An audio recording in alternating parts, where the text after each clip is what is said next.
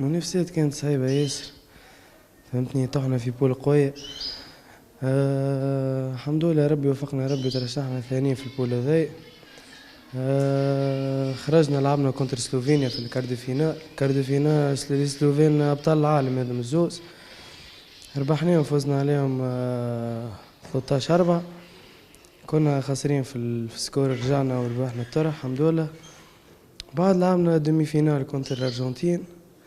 الارجنتين زاد ابطال العالم، بريتو بطل العالم، ربحناه زاد، كانوا رابحين 6 بلاش، رجعنا وربحناهم 12-6 فهمتني. بعد الفينال لعبنا كونتر شيلي ربحوا زاد ابطال العالم 2، ربحوهم في الدومي فينال وجاونا اللي نحن ربحناهم. مع الامكانيات اللي عندنا في الظروف نتاع التيران، ما عندناش تيرانات كوفير كيما البر، نتريناو ديما التيران معناها عادي عريان نورمال، حتى في الشتاء وفي البرد واحد معناها بالظروف هذه وكله وصلنا معناها حاجات عملناها رقابة كبيرة وهكا ترى. حتى من ولدي معناها هزيته يتعلم صغير تغرم واصل وكاش هكا خلطت عليه كيفاش واحد. انا كي بديت نلعب في الفريق القومي بديت نلعب بالامكانيات معناها التيران محجر واحد وكل. بالنسبه للتيرانات الصف العالميه معناها تلعب كانك عزليز، مش كيف معناها كي نلعب واحنا لهنا نمشيو غاديك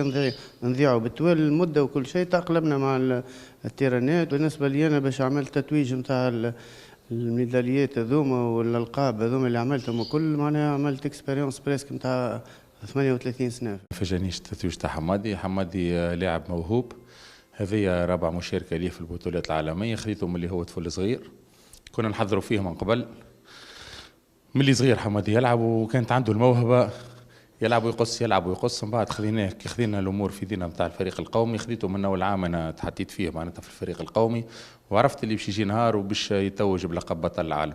عنده ميداليه برونزيه ديجا هو في التير رمي بالدقه، وعملناه في ايطاليا بطوله العالم معناتها كره واحده ويتحصل على الميداليه الذهبيه، وحتى العام اللي قبل وقت اللي تحصل على البرونزيه كان كره واحده ويتحصل على بطل العالم. معناتها مرتين خطفت له على البار، المره الثالثه الحمد لله ربي جابه في الصواب. نحب نادي ميداليه ذي لامي وبابا فهمتني، انا خدمت عليها على خاطر امي وبابا، نحب نهديها لهم الحمد لله. كا